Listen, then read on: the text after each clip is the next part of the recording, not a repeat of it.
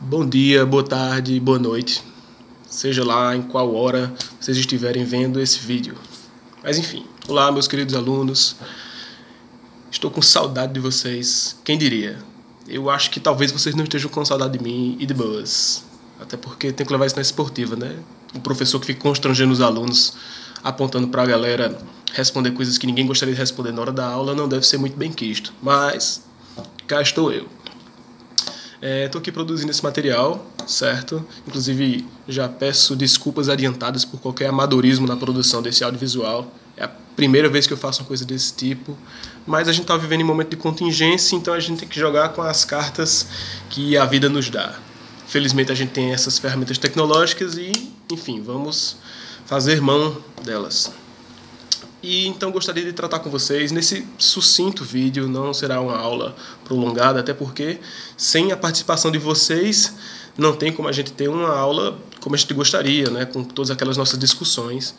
Então vai ser apenas uma explicação mais sintetizada e eu fico no aguardo também do feedback de vocês ou de suas perguntas e questionamentos para que a gente possa também trabalhar esse conteúdo mais à frente. E eu vim aqui para falar hoje sobre a teoria tridimensional do direito, que é justamente aquele material que eu enviei para vocês na semana passada. Só para a gente fazer aqui uma reestruturação lógica de como a gente está fazendo o nosso pensamento durante a disciplina, imagino que vocês tenham a lembrança de que nós tratamos o direito até agora da seguinte maneira. Nós falamos do nascimento do direito enquanto uma postura justnaturalista. Depois, em segundo momento, conforme o direito se consolida em uma estrutura posta, positivada, que passa por um processo formal, vindo a se tornar aquilo que a gente entende como direito positivo. E a gente vai notando um enrijecimento do direito e um distanciamento do direito de outras questões, de outras matérias, como a moral. Então a gente tem, em um primeiro momento, aquele direito que ele é eminentemente pautado no mundo da moralidade e em julgamentos morais. É aquela questão onde a gente verifica que, assim como a moral ela busca revelar o conteúdo do bem, em determinado momento o direito busca revelar o conteúdo do justo. Essa é a perspectiva justnaturalista, revelar o conteúdo do justo.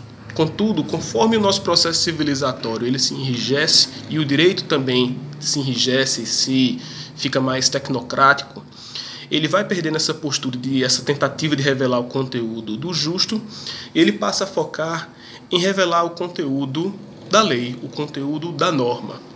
É isso que a gente verifica quando nós estudamos o formalismo clássico de Hans Kelsen, que foi algo que vocês estudaram também, né, que nós estudamos.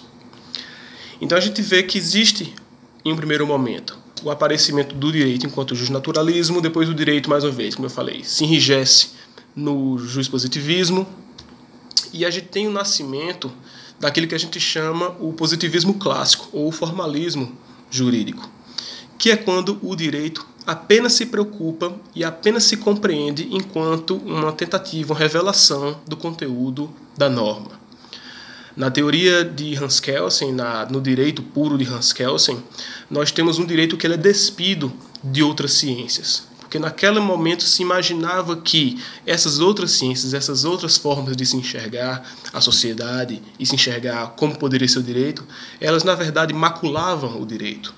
Então se tentou purificar o direito, por isso nós temos a teoria pura do direito de Hans Kelsen, e nós temos um direito que ele se vê despido e se vê fora de um contato com os julgamentos de moralidade e com a tentativa de revelar o conteúdo do bem e do justo. Porque, como nós já falamos algumas vezes na disciplina, é impossível revelarmos o conteúdo do bem e do justo. Então o direito passa a se preocupar apenas com estudar a norma jurídica. Contudo, acontece aquilo que a gente estudou em uma de nossas aulas, quando eu levei para vocês aquele texto sobre o nazismo e a legalidade. E a questão levantada é: o que fazermos quando a norma jurídica, quando o direito, ele ajuda a construir uma coisa que seja terrível? E se nós falamos de um holocausto que seja permitido pela lei? E se nós estamos diante de um sistema jurídico que, por obedecer às suas burocracias necessárias, viabiliza um regime autoritário e desumano.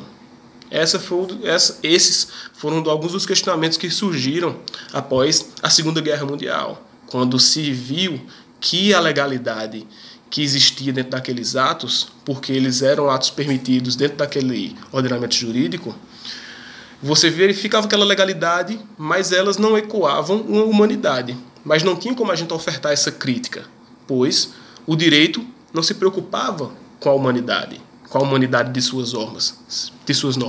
O direito se preocupava apenas com sua validade, vigência, com as características técnicas daquela norma. Então, como o direito poderia reagir a isso? Então, o direito reage a isso a partir de uma prepositura, de um movimento que nós já estudamos, que foi o neoconstitucionalismo, que foi a seguinte perspectiva, de trazer para a Constituição argumentos de moralidade. Então, a partir dessa situação, desse momento histórico, se trouxe o quê? Ok, beleza, o direito não tem como se preocupar com a moralidade, o direito não tem que se preocupar com o bem. Então a gente vai trazer argumentos de moralidade e nós vamos colocá-lo dentro da Constituição, de maneira que qualquer legislação que surja por obrigatoriamente dever prestar obediência à Constituição, então essas normativas deverão prestar obediência a esses argumentos morais. Então isso foi o que aconteceu. Houve o que nós chamamos de a positivação dos direitos fundamentais. Os direitos humanos de primeira, segunda e terceira geração, coisas que nós estudaremos em outro momento. Mas, enfim, aquilo que nós concebemos e que nós conhecemos, até no nosso próprio senso comum, como os direitos humanos, eles apenas foram assimilados pelo nosso ordenamento jurídico ali, naquele momento. Então, naquele momento que o nosso ordenamento jurídico assimila, adquire, faz uma aquisição dessas normas fundamentais, desses posicionamentos, dessas normas de direitos humanos para dentro da Constituição, então isso faz com que todo ordenamento jurídico agora tenha que obedecer a essa lógica humanista, que antes ela não devia prestar obediência a nada disso. E agora, a partir dessa lógica, a partir desse pensamento, o direito ele deve ser estruturado a partir de um caminho que respeita os direitos humanos. Porque existiu, então, como eu falei, só para repetir, a positivação das normas fundamentais. Quando a gente começa a ver, então, esse movimento, então a gente vai vendo que existe um momento onde o direito ele se dissocia completamente da moral, depois o direito ele se reaproxima dela. Isso é mais ou menos o que ocorre, onde a gente poderia dizer que isso é um paralelo que ocorreu às perspectivas das relações de direito e moral quando a gente analisa aquelas teorias dos círculos. Existia em um primeiro momento aquela teoria do mínimo ético, onde o direito ele estava totalmente inserido dentro do reino da moral, e a gente tinha aquela perspectiva, aquela concepção de que o direito ele se confunde com a moral. Em um segundo momento nós vemos a sacada de Hans Kelsen, que é o quê? Da teoria dos círculos independentes, que são círculos separados, onde nós temos o mundo do direito e o mundo da moral de forma totalmente separada, falando que o direito e a moral não se comunicam, que eles existem regendo mundos diversos. E aí a gente tem a perspectiva atual, a perspectiva dominante, que é que o direito e a moral eles não estão separados, mas também não estão totalmente juntos. Nós temos os círculos secantes, que são aqueles círculos que se tocam. Então nós teríamos a perspectiva de que o direito existe de forma isolada, assim como a moral existe de forma isolada, mas existe um momento onde eles têm uma intersecção. Um momento onde eles se confundem, um momento onde o direito é moral e onde a moral é regida pelo direito. E a gente não tem como afastar isso dessa perspectiva que foi a positivação dos direitos humanos, porque foi um momento onde existiu uma normatização de argumentos morais. Porque não existe argumento puramente técnico na defesa da humanidade e do humanismo, na verdade, e do humanitarismo. O que existiu foi um dever moral de que a sociedade jurídica percebeu, olha, nós temos que dar força técnica e força normativa a esses preceitos morais para que eles tenham força e impacto no mundo jurídico. Porque esses argumentos devem ser os essenciais para que a sociedade seja guiada. Eles podem não ser os argumentos totalizantes, mas eles devem ser aquele norte que a sociedade deve buscar. Então a gente tem aí, a gente pode falar dessa corrida paralela, dessa explicação, a gente pode traçar aqui um paralelismo entre da relação do direito e da moral e do direito com outras ciências humanas nessa linha histórica. A partir dessa, nós temos, como eu falei, só para dar um flashback, nós temos então o momento onde o direito ele se separa da moral para depois se reunir a partir do neoconstitucionalismo, e quando a gente estuda o direito e a moral pelos filósofos e pelos sociólogos, a gente analisa também isso através das teorias dos círculos, onde o direito se confunde com a moral, depois eles se separam, depois eles se juntam mais ou menos em um terceiro momento. E nós temos também uma interpretação desse fenômeno pátrio de um doutrinador muito famoso brasileiro, um compatriota nosso, chamado Miguel Reale. E, enfim, passei 10 minutos dando esse review aqui, mas é sobre ele, o núcleo, né, a essência disso que eu quero falar para vocês hoje. Que o Miguel Reale, ele foi o cara no Brasil que trouxe à baila essa seguinte perspectiva, de que o direito ele não é apenas norma, de que o direito ele deve se balizar por outras perspectivas também. E para dar um contextozinho de exemplificação, a gente poderia falar aqui de um exemplo que nós já utilizamos em sala de aula. Em um momento onde falei com vocês a seguinte conjectura. Imagine que nós temos 3 estudantes, um de sociologia, um de filosofia e um de direito, debatendo a seguinte temática: aborto, um tema incrivelmente controverso. E aí você pega o sociólogo e ele diz assim: o fato social que a gente pode depreender das, enfim, averiguações são que, um dos países onde o aborto foi descriminalizado, ocorreu uma queda do número absoluto de abortos e uma queda evidente do número de mulheres que morrem em decorrência do aborto, e por isso que o aborto, enfim, deveria ser permitido ou uma coisa do tipo. E aí o estudante de filosofia vai e diz: não, a gente não deveria olhar por esse lado. A gente deveria entender que existe um valor a ser estudado nessa questão. Um valor, não estou falando de preço, tá, galera? Eu estou falando de valor enquanto algo que a gente atribui importância, né? Uma virtude. Então, no caso, o estudante de filosofia diz: não, a gente tem que imaginar aqui qual é o valor da liberdade dessa mulher que decide abortar. Qual a moralidade existente quando a gente discute se aquele feto dentro do útero ele é uma vida ou é uma vida em potencial ou é apenas um aglomerado celular. Nós temos que analisar essa questão, essas abstrações, essas subjetividades que na verdade nos tornam humanos. E aí chega o estudante de direito, chuta tudo na mesa e diz: olha, isso aí é papo de maconheiro mesmo. A gente tem que tratar isso como é. E o fato é que isso é crime previsto no Código Penal, que a vida ela é percebida pela nossa Constituição desde a partir de sua concepção. Logo, o feto dentro do útero é um ser vivo que tem que ter sua vida protegida, e é isso. Então os 3 ficam lá nessa eterna discussão e a gente poderia se perguntar: quem está correto? E a resposta é: ninguém. Ninguém está correto não porque os argumentos de algum deles estejam errados, mas pelo fato de que os 3 estão debatendo sobre a mesma matéria, mas utilizando argumentos totalmente diferentes. É como se uma pessoa falando italiano, inglês e espanhol estivessem falando sobre a mesma coisa. Eles não estão se compreendendo, eles não estão falando o mesmo idioma. Logo, eles nunca vão poder chegar a uma compreensão. Se um está debatendo apenas a questão pelo ponto de vista normativo, não tem como a gente utilizar variáveis da sociologia.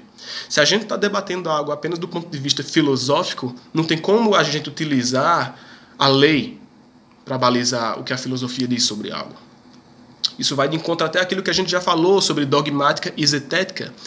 Quando a gente tem postulações que são dogmáticas, ou seja, a gente já parte da premissa de que nós já temos uma premissa da qual partir, nós não temos como confrontar isso com um argumento zetético aberto que descarta a utilização de premissas. Como a filosofia e o direito, nós temos aqui ciências que são totalmente opostas em seu funcionamento. Não concebendo aqui a filosofia enquanto uma ciência, né? Enfim, mas não vamos nos perder aqui. Gostaria de me perder em discussões com vocês, mas, enfim, não tenho vocês para sair em discussões aqui. Mas voltando. Então a gente tem 3 pontos de vista sobre a mesma matéria sem versar sobre as mesmas ideias. E essa foi a perspectiva que Miguel Reale chegou. E ele disse o seguinte: olha só, velho, se a gente ficar discutindo apenas do ponto de vista normativo, a gente cai na mesma armadilha que os grandes formalistas do positivismo clássico também caíram. Dizendo que calor, vocês estão com calor na casa de vocês, estou falecendo aqui, velho. E o gato está na frente do ventilador, de forma que eu não tenho nenhuma ventilação aqui. Voltando. Ele dizia que a gente cairia nas mesmas armadilhas dos grandes formalistas e dos positivistas, né? A armadilha de a gente permitir um ordenamento que não tenha nenhum contato com a humanidade, contato com a nossa sociedade. E aí ele propôs uma lógica diferente de visualizar apenas a norma. E que lógica seria essa? Antes da gente falar de qual foi a ideia que o Reale teve, a gente tem que fazer a seguinte observação, de que naquele momento histórico existiam outras correntes do direito fora do formalismo clássico, né? Fora do positivismo clássico. Nós chamamos essas correntes de os moralistas e os sociologistas. Os sociologistas do direito, eles tinham a perspectiva de que o direito apenas se aperfeiçoava enquanto direito quando aquela norma ela seguia o fato e a realidade social. De maneira que o sociologista diria o seguinte: se essa norma ela não é seguida pela sociedade porque a sociedade não acredita nela, se a sociedade precisa ser obrigada a seguir essa norma, então essa norma não deveria ter nenhuma aplicabilidade, porque ela não reflete de fato a realidade daquela sociedade. Então, pelos sociologistas, deveria haver uma confluência entre o funcionamento do direito e a aplicação sociológica do direito naquela sociedade. E o direito apenas era direito não a depender da sua vigência, de sua validade, de acordo com as instituições jurídicas e com a realidade do legislativo. O direito apenas seria direito se refletisse amplamente aquilo que a sociedade tinha como realidade. Ao passo que os moralistas, eles tinham perspectiva justnaturalista. Vamos lembrar aqui de justnaturalismo, revelar o conteúdo do justo. E vamos lembrar aqui de moral, que a moral busca revelar o conteúdo do bem. Então os moralistas, eles têm essa perspectiva de um resgate justnaturalista, de dizer, olha, o direito apenas é o direito quando ele revela o conteúdo do justo, quando ele reflete ou quando ele aplaca os anseios morais e os anseios pelas concepções abstratas de justiça daquela sociedade. Então, tanto os moralistas quanto os sociologistas, eles não se preocupavam com a vigência e a validade da norma e as questões formais e técnicas do direito. Eles se preocupavam apenas com essas questões mais abstratas e dessas outras ciências, né? A sociologia, desses outros campos, a sociologia e a filosofia. E enquanto que os formalistas jurídicos, eles acreditavam no positivismo clássico, ou seja, se a norma era válida e vigente e de acordo com as técnicas do ordenamento jurídico. E aí Miguel Reale teve a seguinte perspectiva: bichão, essa galera não está certa em relação ao outro. Na verdade, todos eles têm lógicas que a gente deveria e poderia utilizar e aplicar. Na verdade, essas 3 escolas, elas não deveriam se opor, elas deveriam se complementar. Então, Miguel Reale ele propõe outra coisa. Ele diz, em vez de a gente utilizar uma lógica de oposição e antagonismo em relação a essas escolas, como se elas se cancelassem mutuamente, nós deveríamos utilizar uma lógica de complementariedade, onde uma ajuda a perceber o direito de uma forma mais acertada em relação à sociedade, com a ajuda da outra. Então ele propôs o seguinte, que o direito ele deveria ser visto como... Pensem na sua visão. Por que nós temos 2 olhos? Nós temos 2 olhos porque quando a gente tem os dois pontos de vista de cada um de nossos globos oculares, então a imagem que é projetada no nosso cérebro, ela consegue ser convertida com profundidade. Então a gente tem dois campos de visão interpretando a mesma coisa, e a partir dessa interpretação desses dois campos de visão diferentes, nós temos a exata posição do objeto que a gente está observando. Se você observa um objeto apenas com um olho, você não tem noção de profundidade, você não sabe onde ele está. Apenas com dois olhos você consegue confrontar essas duas informações e triangular onde o objeto está. É mais ou menos essa perspectiva que Miguel Reale tinha quando ele pensa nas três dimensões do direito. Que se a gente vê o direito não através de uma lente apenas, a lente da norma, mas se a gente vê o direito através de três lentes, da norma, do fato e do valor, então nós vamos conseguir de fato triangular e detectar onde de fato está o direito. Então Miguel Reale, ele pensa no direito, que o direito existe em três dimensões, em três camadas, em três momentos, em três formas. E o direito existe enquanto norma, pois ele é uma norma jurídica. Isso aqui é o respeito à forma de ver do formalismo clássico e do positivismo. Mas o direito, além de ser norma, ele também é fato, porque é o fato que os sociologistas veem. É o fato que a sociologia vê. A sociologia, ela estuda o que de fato se passa na sociedade. Ela estuda aquele fato concreto. Então o direito é norma, mas também é o fato concreto da sociedade. E o direito também é o valor. O valor resguardado dentro do moralismo jurídico.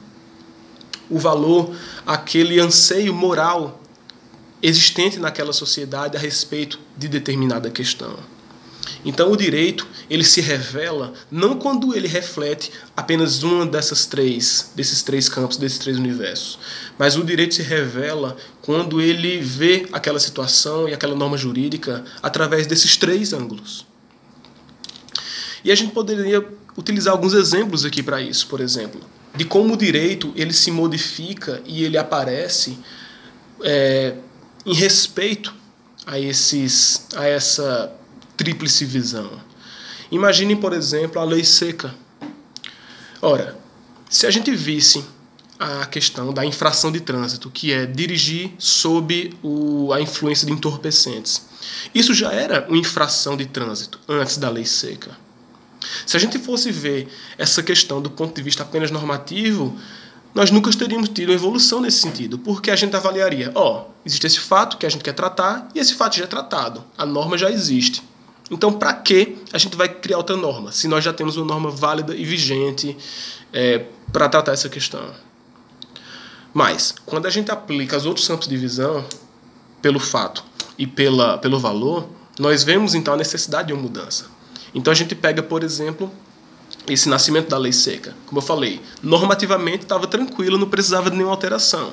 Mas aí você vai para o mundo do fato. E quando você vai ver os fatos, então a gente verificaria o quê? Que existe um crescente número de acidentes de automóvel, um crescente número de acidentes por causa de motoristas embriagados, sob o efeito de entorpecentes, premente dentre eles o álcool.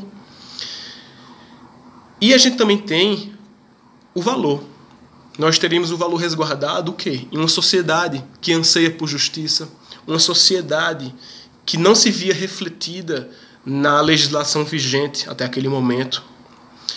Então, quando você pega a necessidade do direito, você pega a necessidade do fato, a necessidade de se... como é que eu posso mencionar isso? Quando você pega aquela questão e você coloca ela sob o ponto de vista não apenas da norma, mas o que é que o fato diz que nós necessitamos? O que é que o valor diz que nós necessitamos? Então a gente pode aceitar o fato de que o direito ele necessita de uma mudança. Então a gente vê na lei seca esse fenômeno. Nós tínhamos uma questão que era normativamente tranquila, já estava posta, mas que o fato revelava que existia a necessidade de uma alteração jurídica. E o valor também revelava essa necessidade, de que a gente deveria ter um novo tratamento para isso. eis que surge o instrumento da lei seca. Foi utilizando e verificando o que o fato dizia, os fatos sociais, e também verificando o que os anseios por justiça da sociedade diziam, que nós chegamos a uma alteração jurídica. Assim como também o crime por importunação sexual, que é uma mudança legislativa de 2017. Inclusive, nem uma mudança legislativa, né, foi uma questão jurídica que fez essa modificação. E a gente vai tratar isso em outro momento. Mas é isso que acontece. O crime de importunação sexual não era crime até 2017. E apenas a partir de alguns fatos grotescos que ocorreram no ano de 2017 que a sociedade se insurrecionou, se insurgiu contra essa questão e, enfim, clamando por uma nova forma de tratar essa conduta, e o mundo jurídico agiu de acordo.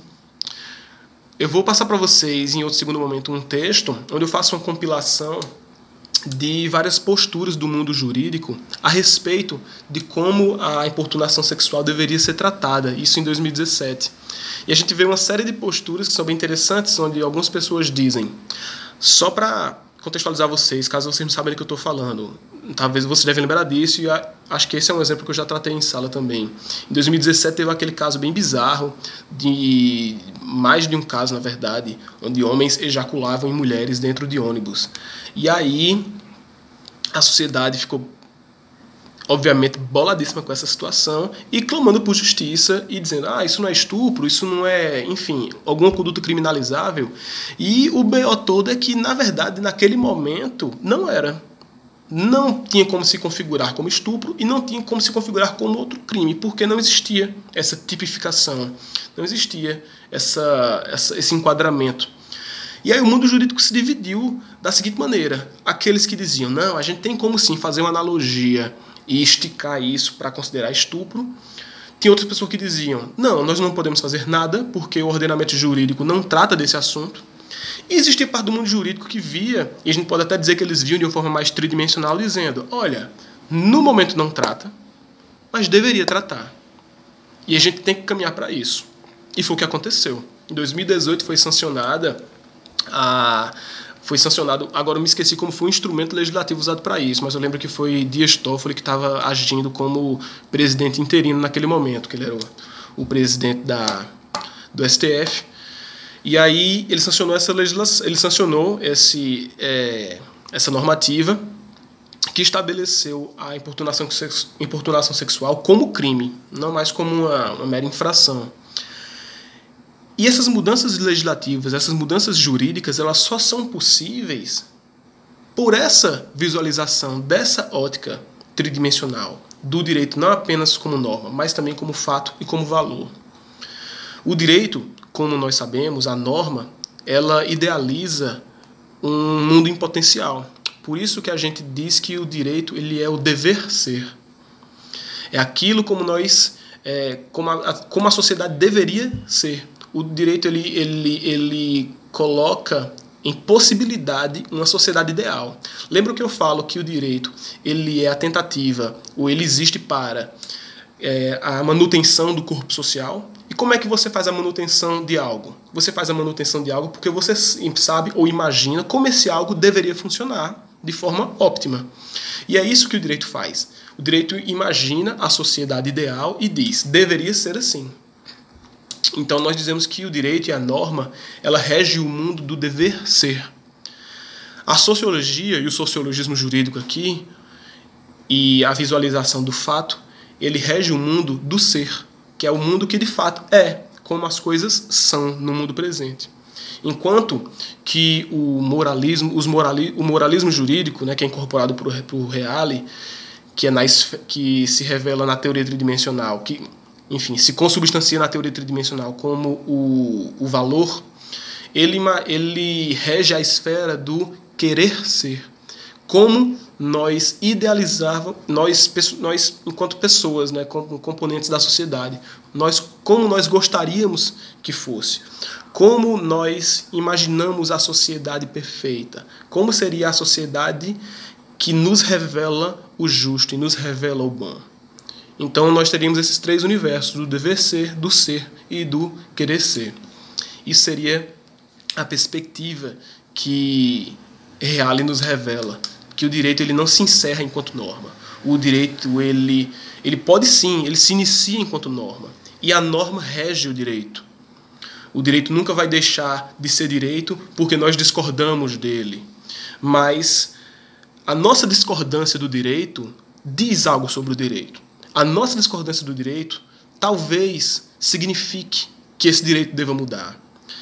E essa perspectiva, essa possibilidade só é aberta quando a gente vê o direito dessa maneira tridimensional. Não apenas enquanto norma, mas enquanto fato e enquanto valor. Então é isso, galera. Fico aqui sempre à disposição para dúvidas e maiores questões. E façam as pesquisas que eu pedi para vocês sobre Miguel Reale, sobre como eu tinha feito aquela nossa pesquisa do Hans Kelsen. Não é para vocês fazerem, não quero que vocês façam uma resenha sobre a tridimensionalidade, mas eu quero que vocês busquem entender como a tridimensionalidade se apresentou, o porquê dela ter se apresentado, o que ela representou para o mundo jurídico naquele momento. Ok? Então, boa tarde, boa noite, bom dia, seja lá quando vocês estejam terminando de ver esse vídeo, e boa quarentena para todos nós. Valeu!